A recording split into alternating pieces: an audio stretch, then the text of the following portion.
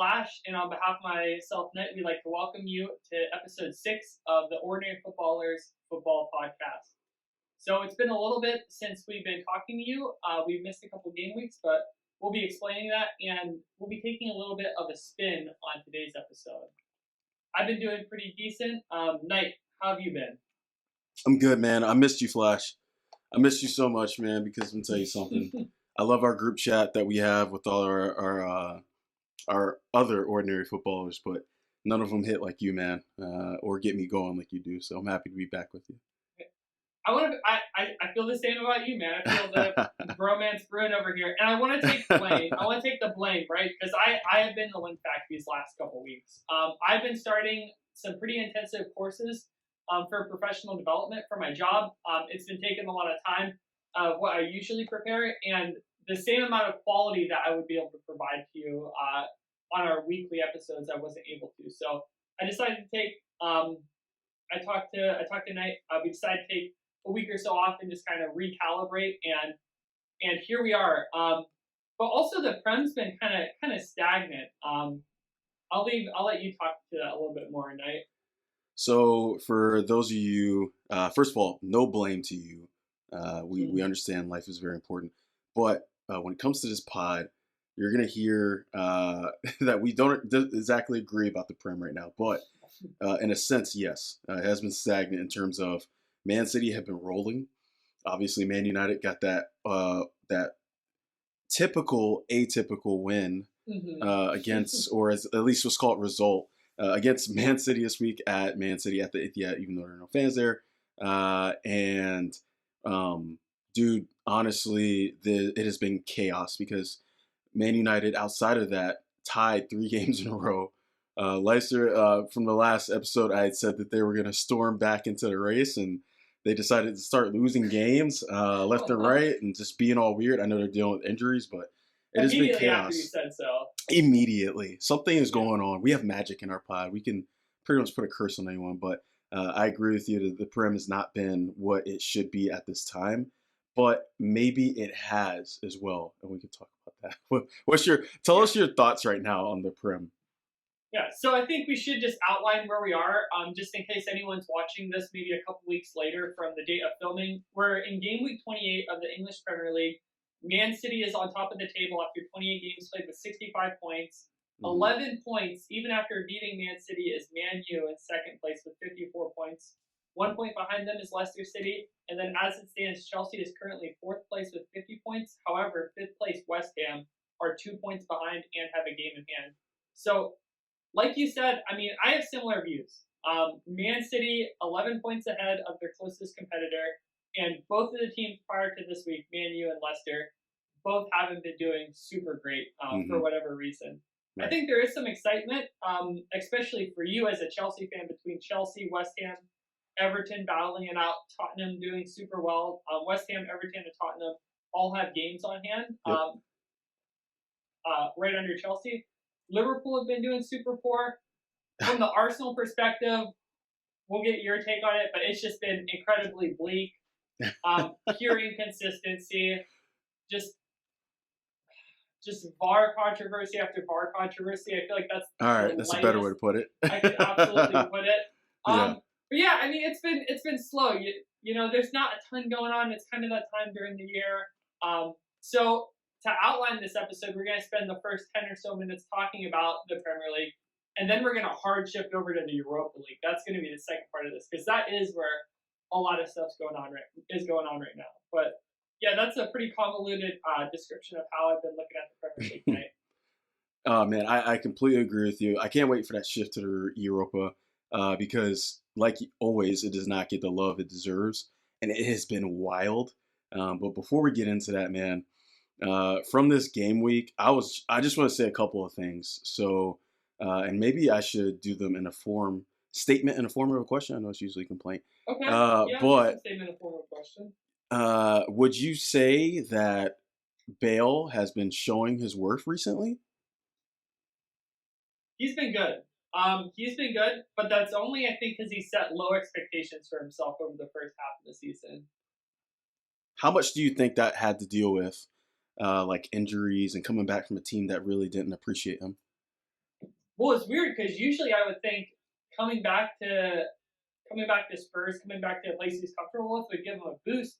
But yeah, Yeah, some of those nagging injuries, I thought he would have been better kind of off the start, especially because Tottenham don't necessarily have that trio. They don't have that third person to yeah, complement yeah. Son and Kane. Bergwijn ain't it this season. Hmm. So I've been disappointed with him overall, but he's been picking it up recently. So I'll give it to him there. That's the most I can say as an Arsenal fan. Oh, as a Spurs fan. So You want to yeah, do a complete always, retake? always, always, always. You are Arsenal. I am Chelsea fan. But I will say that at the beginning of the season, I was excited to see Tottenham, and then with the fact that Bale came back, and I was a little skeptical just because I was like, yeah, he's older, he's been hurting, and he didn't look confident to me at the beginning of the season. Mm. And maybe he's been golfing more. You know how I feel about him and his golf. Um, but yeah, I just want to give him a shout out. Other than that, dude, Liverpool, man. I got 1,000 reasons why they are where they are, but Yeah, do you agree with these random tweets coming out saying Klopp out? Do you agree? I thought about this actually randomly. This wasn't even for the podcast. Liverpool was Oh, just on my mind. okay. I don't know what's going on with them, and I think ultimately with Klopp, to answer your question, I don't think there's anything Klopp can do this year, barring getting Liverpool relegated, that would Yeah. deserve to see him out. Okay. In 2 years, he's won the Champions League, he's won the Premier League. I have to look it up to actively find out when Liverpool won those two competitions last because it's been so long. Right. Like, this man completely rebuilt the club in his tenure. He's not having a great season. He's actually having quite a poor season. Yeah. But I don't know. Like, it would be. I hope he leaves and maybe he comes to Arsenal. Oh, chill, chill, Um, chill. No, no, no, no. so maybe from that perspective. But if I were a Liverpool fan, I think it would be just delusional and borderline insane to call for Klopp out. Especially considering that one of the strongest standpoints is Uh-huh. the atmosphere created by Anfield and the fact that Yes. that's not there. Yes, at all. What is Anfield right now? It's another stadium. It's a ghost town. Yeah. It's nothing. And how much do you think? Tell me how much. Actually, I don't care. Tell me how you feel about the fact that obviously VVD has been out the entire season because Jordan Pickford's an asshole. And then they lose guys left and right, but then they Mm, also lose their captain, Hendo going down, who's featuring at center back, and then now they're mm. having to turn to options that they were going to send to the championship. I can't remember the guy's name right now. Shame on me for having a pod and not being able to remember these names. Mm. But the dude was complaining, saying, "Hey, they were going to send me to the championship. I was going to leave, but then now they have to Jeez. start him." What's your thoughts on that? I mean, I think the Liverpool injury. We talked about VVD, Yeah. a potential winner who probably had an argument, like a solid shot for Hmm. him. Probably could have won the Ballon d'Or. A few years ago, I believe. They're Yeah. bad. They're bad injuries, right? Yeah. I don't think their injuries maybe justify them being as low as they do, considering that they brought in like 10 players, 10 plus players on transfers and Hmm. returning loanees. Okay. So they bolstered their squad. Um, it's actually interesting because Klopp was talking about Man City getting a break due to COVID, which was true, but their players had COVID, so they couldn't train the same way. Exactly. Exactly. However, if you actually look back, because Liverpool made it further in international competitions, Hmm. they got, or no, sorry, because Man City made it further than Liverpool in international competitions. Hmm. Liverpool actually got more of a break during the summer to prepare for the season, This so is it kind true. of balances out. Okay. I think the injury concerns are fair, but I think it's maybe a crutch that they're using at this point. For example, Okay. Arsenal are 5 points behind Liverpool with a game in hand. So theoretically, if we win that game, if we win that game, we would be 1 point off. And are you telling me that Liverpool without Hendo and BVD is as good as Arsenal in their current Well, rebuild? they had more injuries than that, to be fair. Salah was also out twice with COVID, even though Mm, most of it, the second one was without international break. But to answer your question, absolutely not. Liverpool is a mm. far better team. They have been underperforming this year, and there's no doubt about that. To couple that with their injuries and maybe some unfortunate luck with some of the draws that they've had. But yeah, it's So pretty apparent that they're not scoring like they usually have as well. So we'll switch it up for this next one. I'll ask you a question, Okay. and it's already apparent how I feel. I ranted about the David Luiz situation with Wolves. Okay. We talked about it in the pod. We talked about it in our group chat. We actually had. I was actually very heated over this Oh, discussion. yes. Yes, you were. Arsenal, out of every single team in the Premier League, has had the most major decisions called against them or overturned because of VAR. Mm. If you look at all the teams in the league, there have been 6 specific decisions, or an overall number of 6 that has gone against Arsenal. So the overall number is -6 for the decisions that have gone against us. So this could be things such as having a penalty overturned, giving the opponent a penalty that wasn't warranted, a red card that wasn't warranted, a foul that wasn't warranted. Basically, essentially calls that would have gone in our favor, but VAR corrected incorrectly. And the reason I bring this up is because of just an absolutely atrocious call in the Arsenal game this weekend. A handball against Burnley. It should have been a clear pen. I have yet to see one person even try to justify this. So what do you make out of that night? Look, you know how I feel from the group chat, but for everybody who's listening, first of all, everybody's listening, really quick plug. If you find us on whatever platform you're listening, or if you want to see us on Instagram or YouTube, please send us comments, send us an email, whatever the hell you want to do to put in your submission. I'd just love to hear what other people have to say outside of us two in our group chat. But I'll tell you this. Do I think it was a pen? I'd say it's 50-50. Here's why. Here's why. But here's why. Only because the rule this year has not been solidified. Like, it's very subjective from match to match, and you know that's true. Now, in my personal opinion, if I'm ref, I'm calling that a pen because even though it does look like the ball's going to go out of bounds or out of play, I personally believe he's still restricting his ability. We don't know if he would have got to the ball or not, right? And that's where the subjectiveness comes into, because it looked like he may have lost control. Probably not. Probably could have still put that in further into the box. So yes, I do think it was a pen in my personal opinion. I'm talking about the handball situation. Is that what we're talking about? Yeah, I'm talking about we're talking about the same thing because he stuck his arm out. The other one that went off his shoulder, not a handball. Yeah, like they looked at that. I'm talking about where Pepe was. Yeah. So the shoulder one could have gone either way. I don't think it was a pen. I don't think it was a pen. Handball had to have been. I think it may have been. But what I will get at is that you are correct in the sense that Arsenal have had unfair rulings against them.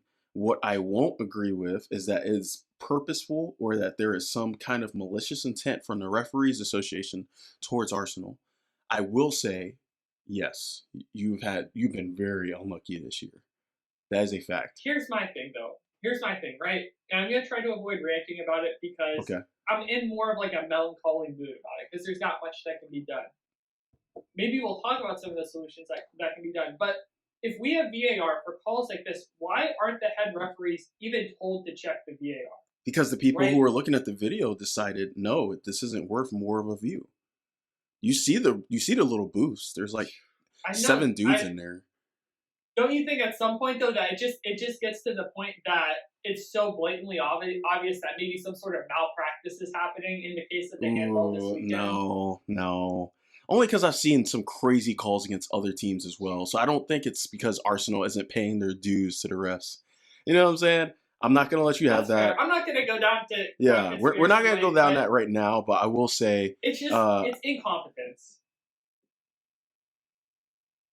It's subjective and slightly unfair. But either way, really quick last questions for Premier League table because I won't let you run away from the Premier League just because you're having a bad season and Man City's oil money is just dripping. Wolves, they finished in a Europe spot last year. They're 12th right now. Honestly, looking like they're going to finish the bottom of the mid-table. Should have probably had a win this week, but Saiz messed up completely right in front of a goal. What is your thoughts on Wolves this year? I didn't even realize they were still in the Premier League, to be honest, until that little gremlin Matinho scored on us after he had that call. Damn. Gremlin. Listen, I am not a huge fan of Wolves. We actually talked about it, I think even a couple years ago when we were sitting at the bar about what team is the better prospect coming up, Leicester City or Wolves, and I was just adamantly with Leicester. Mm-hmm. Wolves, I think, have problems. Never going to be mad They at have that. problems with the branding of their club. They have problems with the tactics of their club. Their players that they bring in are, I think, often overpriced and overrated. Okay. Minus Jimenez, I think he's the real deal. I think he's a great talent. Um, but other than that, I think they're overhyped. They're tactically not super versatile, and this result honestly doesn't super surprise me because it's something I kind of sussed out from the beginning of the league. Wow. So what is your opinion on their run last year? Do you think it was luck, fluke? Maybe it caught people off guard because I haven't looked tactically at them a ton, but from what I've seen, they kind of play unconventionally with pretty high fullbacks up the pitch. So They they kind really of do. they do some different overloads and some different schemes, kind of similar to the way Sheffield did, where they played with a five at the back Okay. and then went to a three at the back and then like overloaded certain channels. Right. So I think maybe their unconventional style might have caught people out, and they got punished for it. The opponents of Wolves got punished for it maybe last year because of some of the unconventional style, but now they're learning. And the same thing is kind of happening to Sheffield, just to a worse extent. Hmm. I yeah. Okay. All right. I'll bite on that. Last thing, since you want to mention Sheffield, God, they're horrible this year. They're Let's. bad. I thought they They're so might bad. bounce back, but I wrong thought so now. too. They're Wrong so now. bad. They're so bad. We're gonna flip the table. Let's act like the bottom of the table is where Man City is at because it's so, let's call it, pointless. The top of the table Sure. is now Sheffield United, West Brom, Fulham, Brighton, Newcastle. We're not going to count Burnley because they're just going to draw every game for the rest of the Yeah. year and they're going to be okay with that. Newcastle is looking dangerously close to relegation. Tell me who finishes bottom three for you, though, because Fulham picked up a really big Um, result this week. yeah, it really surprises me. And I think you're bringing up a lot of good questions. Brighton are the ones I'm actually really concerned about because they're tied on points with Fulham. Yeah. Granted, both Newcastle and Brighton have a game on hand. And Brighton have been doing some really good things against some really decent teams this year. So that's the one I'm most impressed about. Right. Newcastle, they've been crappy all year. They have problems similar to Arsenal, just all the way up and down from the pitch to the management, right? Yeah. I think the bottom three will probably still stay the same way that it is, to be honest, because I think at Fulham there's just such an absolute lack of quality there. Okay. So I don't see any of those two other teams dropping down there. What about you? I've got Fulham crawling out of the basement. And Crawling. yeah, it's like a horror movie. They crawl out the basement and they get to like mid stairs and they pass out and the police come get them. That's what I see. Fulham gets saved. And the police, and the police is Liverpool this week because they saved them with that horrible game. Here's my stat though, because sometimes I do aspire to be like you. Fulham has allowed 33 goals in net this season. That is the lowest out of the bottom 10, or excuse me, I can't say bottom 10. Yeah, I can. Bottom 10 teams. And then obviously Arsenal is right outside that bottom 10 with 28, but doesn't matter. They have allowed less goals than Everton and Liverpool. And they still, again, like I said, least amount of goals in the bottom 10. And honestly, I think that will come play into later in the year where everybody's done with all these bullshit cups and Europe games, and I think they're really going to bunker down. They're going to be able to get draws like Burnley, and I think Newcastle or Brighton are going to slip. But I'm going to leave it right there because we need to get into the realness. Since Man City already decided what's going on this year. Let's do it, and I'll tell you, I am enjoying this. This is more maybe like a fireside chat. I haven't brought out any stat packs in all the 20 minutes that we've been filming so far. I love it. I'm kind of just taking a very relaxed approach. I'm excited about it, but we'll take a break and we'll be right back with everything Europa League, round of 32 and round of 16. All right, we're back, ordinary footballers. So great talk about the Prem table. We have to get into Europa League. Flash, please talk to me about what does Europa League mean for you in terms of like what it is and how it compares to everything else. Well, as Arsenal fans, it's the new Champions League, right? But for those who might not be super aware or who are just getting into the surface level of international football, the Europa League is essentially the competition that's a tier below the Champions League. So in the majority of leagues around the world, the teams that are just below those who qualify for the Champions League qualify for the Europa League. In the case of the Premier League, it's the teams that are going to be fifth and sixth, but also the teams that win the FA and Carabao Cup. And amongst similar leagues around the world, it's the same way. In addition, it's important to note that depending on when you lose or depending on when you go out of the Champions League, you can move into the Europa League stage. So essentially, the Europa League is a chance for teams that aren't necessarily good enough, to put it bluntly, to compete in the Champions League that year. But at the same time, it gives way for a couple different teams that wouldn't normally have the spotlight to compete internationally. And at the end of the tournament, the Europa League, which features twice the competition of the Champions League, is a Champions League spot. So you win the Europa League, you get a cash prize equivalent to half of the Champions League, and you get to the Champions League for the next year, which is a huge accomplishment. Which is a huge accomplishment for some of the teams that we'll discuss that come from nations that can't as easily qualify for the Champions League. Yep. Love that. So Flash, after saying all that, dude, the round of 32, what a wild setting. Talk to me first about that first game that hits out at you, about just the impact of what we saw. I was about to have an absolute temper tantrum when I watched Arsenal play. Okay. Arsenal played, so in the Europa League, they have a round of 32 as opposed to a round of 16 for their first round. And Arsenal went 4-3 against Benfica over 2 legs. Now, I don't want to hear any of this nonsense about Benfica being the fine Portuguese wine. Okay. Because while that's normally true, this year they've been horrendous. This year they're in pretty much the same situation Arsenal is in the Premier League. The difference is we're comparing a Premier League team to a Europa League side. Absolutely tragic from Dani Ceballos. If you haven't seen the highlight, maybe you can post it in the video. Jimmy, that would be amazing. But essentially, the game is going well. We're tied up. And Ceballos, the Arsenal Spanish midfielder, has a clearance coming from the opposing goalkeeper towards him. Ceballos, instead of choosing to head the ball towards the opposition, heads the ball backwards into the feet of the oncoming Benfica attacker, who easily scores against Leno. Devastating. And this was with 20 minutes to go. So I'm glad we made it through, but I'm really concerned with how we did. How do you feel?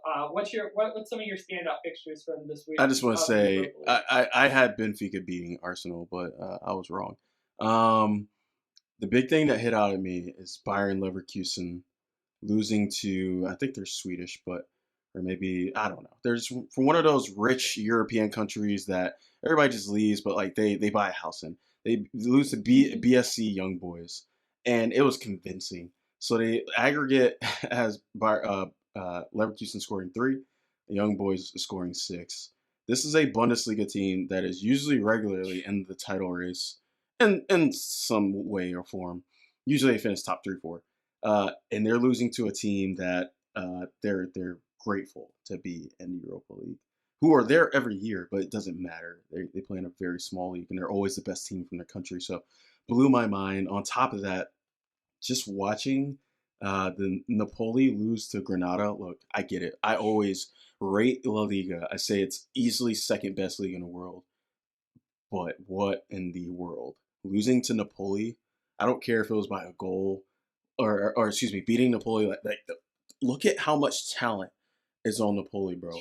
Like, they have arguably the second best center back in the world. Yep. Somebody who, Koulibaly is literally rated by every big European club. He's leading that back line. They have all these amazing attackers. They have international players for Belgium, for Italy. Like, it is blowing my mind the fact that they lost to Granada, a team that was actually in a relegation battle not too long ago. Yeah, that's crazy to me. What else stands out at you, man? I'm just so upset. There's only one more for me. There were a couple I kind of batted an eye at, but the one I really looked at as well was the current third place Premier League title contenders Leicester losing 0 over 2 legs to 2 against Slavia Praha, the current first place team in the Prague domestic competition. How Leicester goes without scoring any goals in 2 legs, I'm surprised. Crazy. This isn't a team that you would usually expect to perform super well in Slavia Praha. Hmm. I was honestly kind of shocked by that over 2 legs as well. I really thought that Leicester might have a chance of going ahead and Right. winning the Europa League. So as an Arsenal fan, I'm very happy that they're gone. I am. Oh well, you would throw that in there. Uh, hey, so tell me something then.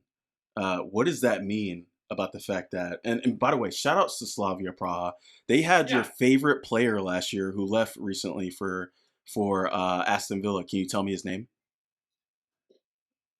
Aston Villa. I Yeah. thought you mean West Ham. Oh, my bad. West Ham. West Ham. I keep thinking because you Yes, told me Aston Villa was the the best up and young coming Czech team. lad, Yeah, yeah, yeah. The the young young Czech Czech lad. lad, Thomas Suchek.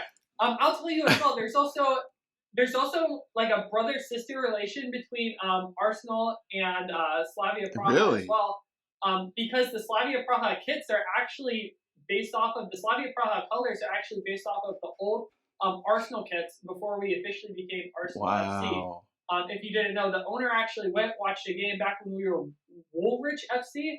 Got inspired by that dark red and then took it back and made it his team's kits. So Yo, fun bit of that is an information there. amazing I fact. randomly came That is an across today. amazing fact. I love that. That's a stat pack that you like. That is the stat pack Um, that we but need. but I really like to see that because as much as we talk about it, we're not going to deny that the Europa League is better than the Yeah, Champions League, no, right? no. But what the Europa League does is showcase talent from across Europe that you wouldn't normally see. Right. And I think this is a perfect segue. How about Rangers, Ooh, I right? know. 9 goals and two, and I get it. Antwerp, right? Are they Belgium? Belgium? I think they're Belgian. They're Yeah, Belgian, yeah, yes. yeah. But they're always in the competition. They are always one of the best Belgian teams. Rangers going out there and scoring 9 goals, led by Gerard, by the way. But scoring 9 goals is amazing to doing anything as far as 2 legs. Uh, I, I am incredibly. I think they're a dark horse. The fact that they've already won the Scottish Premier League, which is usually 2 teams, maybe 3 every single year. Well, But the fact that they've already won the league and now they're just beating the shit out of Europa League teams. What is your? Where do you think they? How far do they go? so this is the one stat pack that I fervently compiled about 20 minutes before Love filming. it. But Rangers is really interesting. And it hurts me to say this because my preferred Glaswegian team is Celtic. If you see Ooh. this jersey up on the wall, Okay. I do kind of like the Scottish football, the Scottish mindset. I'm a huge fan of Tierney. I Yeah. like I like the history around Celtic. I like the players coming out of Celtic. So I am a Celtic lad whenever we go up north in the UK. Ooh. Right, that's my Noted. preferred team. Not going to Glasgow But with you. Rangers, yeah. If you ever have to go to Glasgow, which would already be a poor situation. But Wow. Oh my god. no, I joke. There's some cool stuff in Glasgow, but anyways, Rangers are interesting from a neutral standpoint, right? Okay. Not only do they have a dynamic manager, Steven Gerrard, taking this team by the reins in his first real assignment after retiring from being one of Liverpool's most iconic Yeah. players of all time, but he's been there a couple seasons, and it's the first time in 10 years that Rangers have won the title, taking it away from Celtic, who've been utterly dominant over the past decade. Now, with 6 games to play, Rangers are 28 wins, 4 draws, and 0 losses, Mm, 20 points clear ahead of the table. mm. And if they don't lose over those 6 games, they'll be the second team in history in the Scottish Premier League to ever go undefeated. Oof. On top of that, some of the dynamic players they have are very interesting. I think a huge player to watch is James Tavernier. Yeah. I hope I'm saying that correct. I've only read it on I'm pretty sure I've Ultimate heard Team. somebody else say Tavernier, so go. We're okay. This guy's good. He's a veteran. He's an English right back, but he's probably one of the most dynamic defenders in terms of offense Mhm. that's playing in the Europa League, or maybe in Europe this season. In the Scottish Premier League, in Okay. 29 games, he's had 20 goal contributions, 11 of those being goals.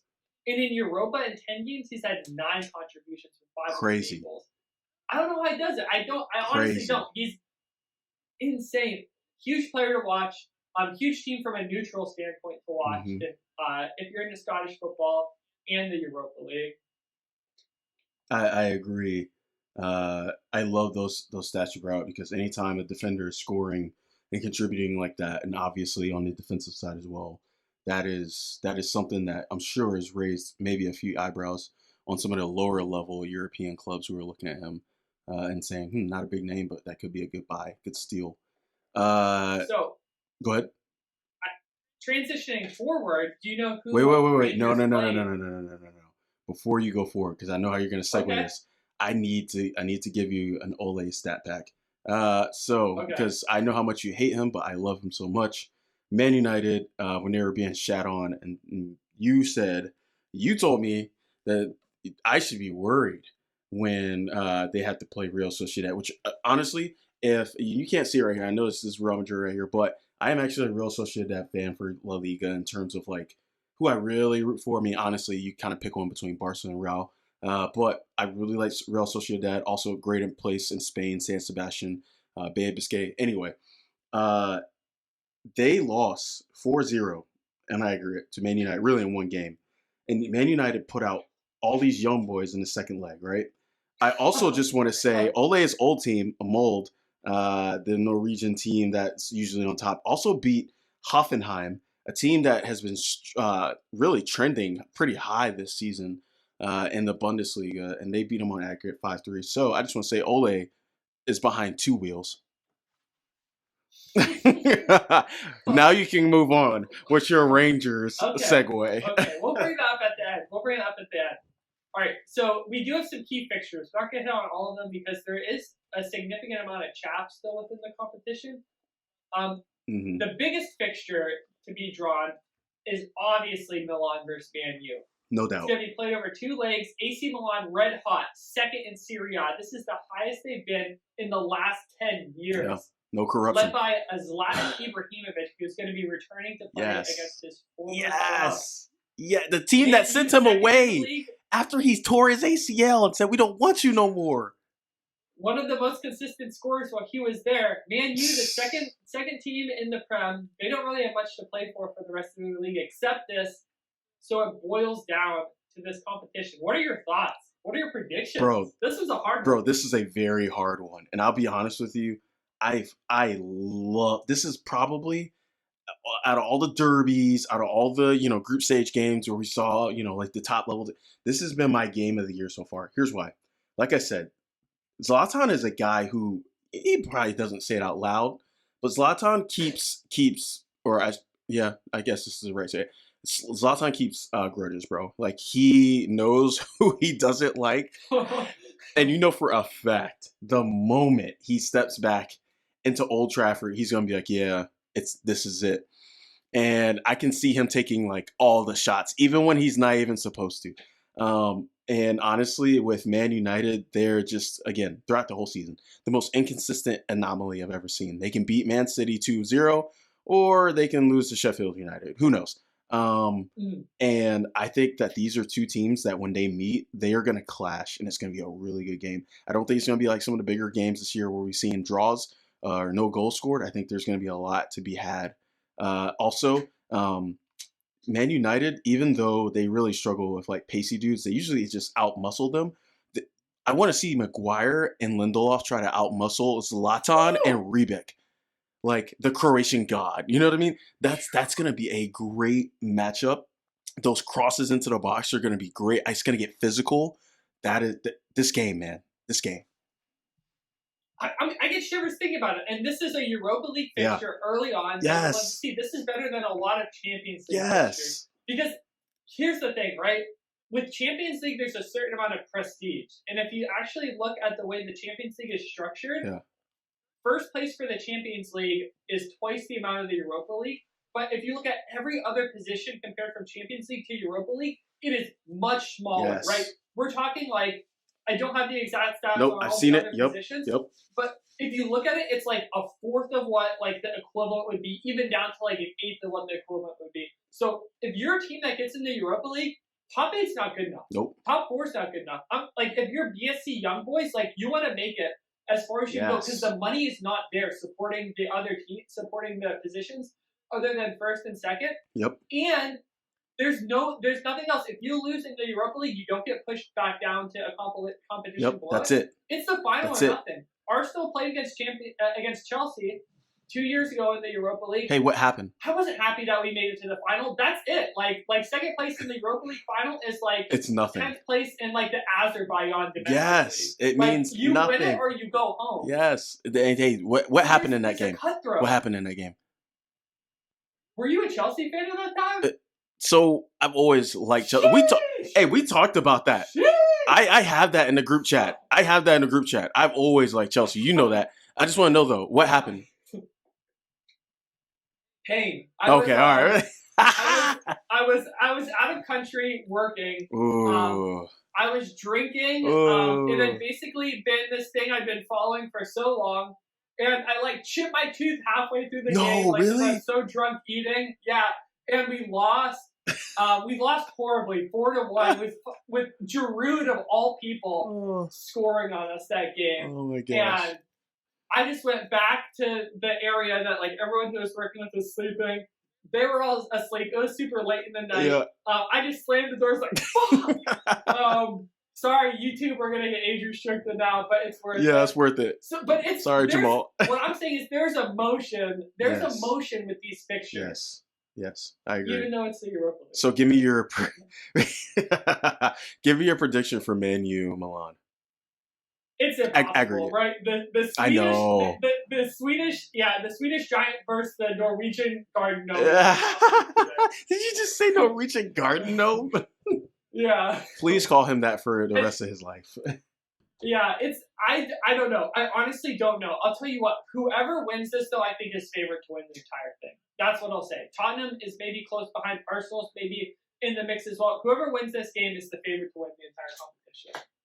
Okay, that's I like that. I don't. Well, okay. Then segue to Tottenham. Segue to Tottenham versus Dynamo Zagreb. Croatian team that's always there.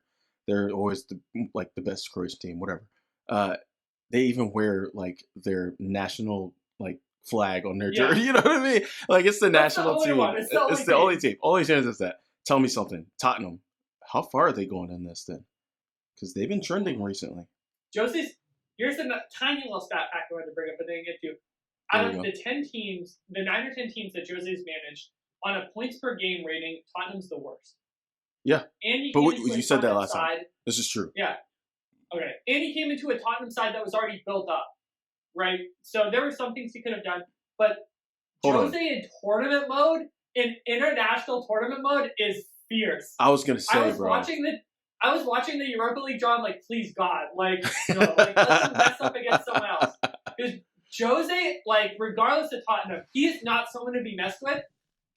He's the type of person that if you get in like a saw scenario and they need to like cut into your arm to get the key to escape. He is the first one to grab the buzzsaw. Start digging. Yep. We gotta start digging. He'll use his fingernails if he has to.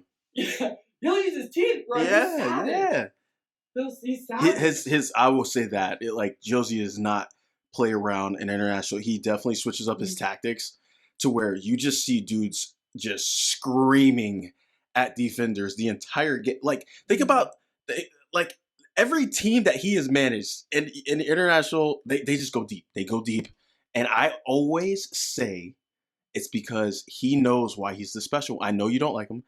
That's why he knows he's a special one. He literally I respect him, though. He sits for the first half of the season. Every single year he sits. So like he'll go, this game, yeah, we're gonna take it easy. We're gonna take it, and he has healthy players because what did we talk about before? You know, countries like Germany, they have the winter break, and yes, I know some people are gonna say, well, England has the winter break. No, it doesn't. No. It's not the same, bro. They legit, and I know you've seen it. They take like 3.5 weeks off completely. And yeah, I know it's like weather or whatever. Let's talk about what's really real. They come back for the second half of the season. Bayern always makes a push for the title, and then they're healthy for the Champions League, and that's big. I think Josie is probably somebody who said, bro, I want that. So I'm going to sit my players for the first half of the year. I'm going to get decent results, and then we're going to burst onto the scene in the following year. You know what I mean? And we've seen that over these last couple of games. I feel bad for Dynamo Zagreb. They're going to get ran through. Bale is looking like, 2011 Bale again. 2016 Bale. Jose Uh-huh. said when he coached Man U and won the Europa League with it that it was one of his biggest accomplishments. Now imagine his mentality for a I club know. That's that over the never won past 20 anything. years has only won the Audi Cup. Think about that. Like that's all he has to It's gonna do. be rough for whoever cares. I really hope that they go out against the winner of the Milan game or a smaller competition. They, Because as much as I want to beat them, yeah. I am not confident. No. I wouldn't even want to play them. Even Chelsea's streaming right now, looking hot, Yeah. getting that win tonight. I wouldn't want to play them. And honestly, how much job security does that give Josie, especially a patient club like Tottenham, if he wins a trophy? He's their forever. Yeah. He's club I legend. I don't mind Poch, but they're gonna like erect stadiums Yes. of him outside of their Yes. club. Like the fanfare will be unparalleled. It's crazy, bro. The fake Northern London team, because I'll give you The that. fake Northern London You're the team. real North That's the London. one thing. Like, if you ever see the photo of like the two super muscly arms like climbing Yeah, together, it's us. like it's that's us. Chelsea and Yeah, Arsenal, it's us. like hating Tottenham. And you don't see it the same way. It's not like Chelsea and Tottenham hate Arsenal, Yeah. or Arsenal and Tottenham hate Nope. Chelsea. It's just like, nope, Nope. get out of Nope. here. We're gonna go against each other. You freaking muppet. Yeah, suburb You team. can't agree. Suburbs. Tottenham. Like, Yeah. stop. Yeah. I will say I did go to a wedding in Tottenham last year or 2 years ago. It's actually pretty nice. But either way, moving back into Europa League. Hey, these are two teams that always catch my eye. Shakhtar Donetsk, obviously Ukraine's like best team since forever. Going up against Roma, a team that has actually looked a lot better over the last 2 years. What are your thoughts on that? Roma, they've kind of been off and on. They've had their ups and downs. They were really hot in the Champions League for a while. They were. I think Roma probably edges it, but hey, that Europa League, that passion that comes out, you could never discredit these teams. Ever. The same way that Arsenal just almost lost to Benfica. True. Very true. Very true. Is there anything else that you see in the round of 16 that catches your eye? I got one more. Okay. Rangers. They play Slavia Praha. I knew it. And double clean sheets against Leicester. What are your predictions? This is so odd too because, where else in the world would you see Scotland's finest this year versus Prague's or versus the Czech Republic's finest? Never. I got Rangers though, and mainly I got Rangers as well. This is one I'm kind of just interested to watch. Yeah, absolutely. I think, and it's always that weirdness with the Europa or just any competition that's intercontinental, the scouting. Yeah, these are big clubs in terms of their countries, but the scouting of somebody who's like thousands of miles away, like, oh dang, we need to watch tape. Okay, what tape do we have on them? Okay, all right, let's figure out how we're gonna match up. It's always so much fun to see them getting out in that first leg and kind of feel each other out. You see these 1v1s, and you're like, okay, you're all right. Okay, you're fat. Okay, you got a quick step. I'm going to maybe high road the conversation a little bit. I'm not being paid by Europa League to say this, but it's interesting for me because you and I, having lived in Europe, it's kind of interesting to see some of these areas that aren't like super mainstream. Yeah. Right? We always think about Western Europe. We think about the UK. But we don't look at a lot of the passion for some of these teams. Like the passion is there in Eastern Europe for soccer. Yes. The passion is there in the Baltics, in some of these smaller Western European countries that don't get the highlight. So what you see with the Europa League, unfortunately, because of COVID, it's kind of been stymied. Okay. But what you see whenever there's fans there is just like unparalleled passion. Yes. Right? I watched the Baku final. Chelsea versus Arsenal was in Baku, Azerbaijan. Yeah, and I'm watching all these channels saying that they're being treated amazing. Like the Azerbaijanis are super proud to have them in their capital. So it's something really interesting to see for me. And you know what? And just like you said, it plays out in competition when they get that chance to shine. And that's what the Europa League really provides. So since you hit on your last note for the round of 16, I do want to ask you a question. So I think we got time for it. We're at a good time right now. So I want you to give me your best experience of seeing absolute passion for the game of football, and I'm gonna give you my first to give you an example. In person or in person? In person. Okay. Because I know you travel. Obviously, with me being over here in the UK right now, we haven't been traveling a lot, but this comes from when I was living in Germany. I went with some friends down to Freiburg. For those of you who don't know, Freiburg is a smaller city that is very much on the French border. It is connected pretty much through the Black Forest. It is gorgeous. Go visit. But it's a really neat town, bike city, bike town. Um, Very small, very homey feeling. Anyway, I say all that to say we're walking down the street. It's very hipster town too. So like there were bongs everywhere, but picnics, and it was crazy. Anyway, we're walking down the street and like I almost get ran over by a bike. So I'm like, yo, like no kidding. I'm not as big as I was Standard at the European time. shit. Standard European shit, you know what I mean? So I'm like, yo, can we move down this street? And it's like, off to like the west side of the city and near the stadium, but I didn't know that at the time because I was not there to watch a game. But I was so big into getting into the culture of German football. So as we take a left down the street, I see a crowd of people. I'm like, oh, that's interesting. Maybe they're leaving some kind of event. Maybe they're drunk, whatever. They drinking. I'm all about it. This crowd of people all of a sudden start throwing flares, and not at us, but just in the vicinity of, to where I'm like, oh, I think I just got. Oh, okay. Like I literally felt that on my leg. Okay, let's start running. We run into the crowd. Bad decision, because what I didn't see was the fact that 50 people turned into like 300. Uh, and it was people for Freiburg who were just so passionate about the fact that they just got a draw. Like they were legit so happy that they got a draw. And I was like, oh, why are you happy you got a draw? I managed to talk to somebody and he was like, because this means that we have less of a chance to get relegated. Like they were so legit lit about that. And it just blew my mind. I was like, bro, you didn't even win the game and you guys were losing your minds.